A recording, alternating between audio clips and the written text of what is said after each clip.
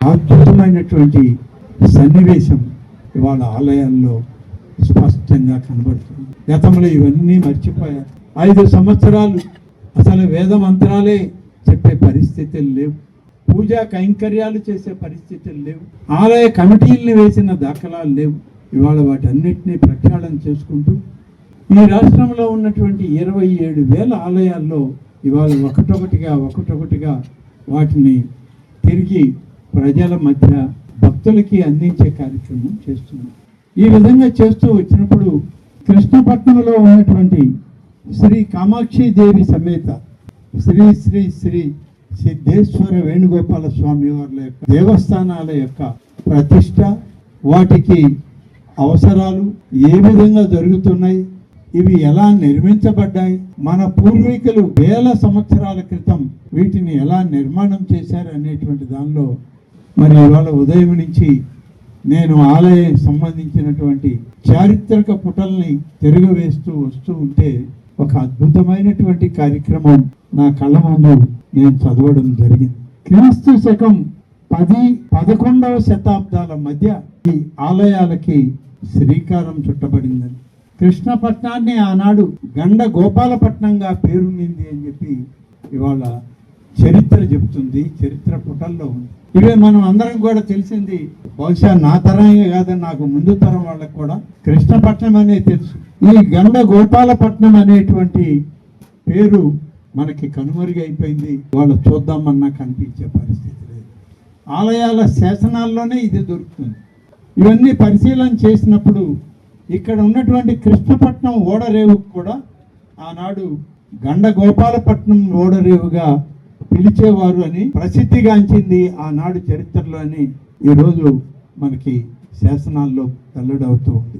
1000 ఏళ్ల క్రితం ఏర్పాటు చేసినటువంటి ఈ యొక్క రేవు కానీ గ్రామాలు కానీ ఈ ఆలయాలకి అనుబంధంగా దేవనాయకం అనే పేరుతో పెద్ద తోట ఉండేదని, 18 దేశాలకు సంబంధించిన ప్రతినిధులు ఆ తోటలోకి వచ్చి దేశ విదేశాలకు సంబంధించినటువంటి అనేక విషయాలపైన చర్చలు జరిపి ఆలయాల నిర్మాణానికి కూడా ఏ విధంగా తగు సూచనలు ఆనాటి ఋషి పొంగవులు, ఆనాటి చారిత్రక ప్రసిద్ధిగాంచిన ఆగమ శాస్త్రాల నిష్ణాతులతో చర్చించారో వాటివన్నీ కూడా ఇవాళ మనకి చరిత్ర పుటల్లో కనబడుతున్నాయి. అంత ప్రాశస్త్యం కలిగినటువంటి ఈ గండ గోపాలపట్నం రేవుని, ఈ గ్రామాన్ని ఈరోజు సందర్శించి ఈ ఆలయాల్లో పూర్వపు ప్రతిష్టని మళ్ళీ ఈ తరానికి భవిష్యత్ తరాలకి అందించేటువంటి ఒక ప్రయత్నంలో మాకు ఈ అవకాశం దొరకడం అనేటువంటిది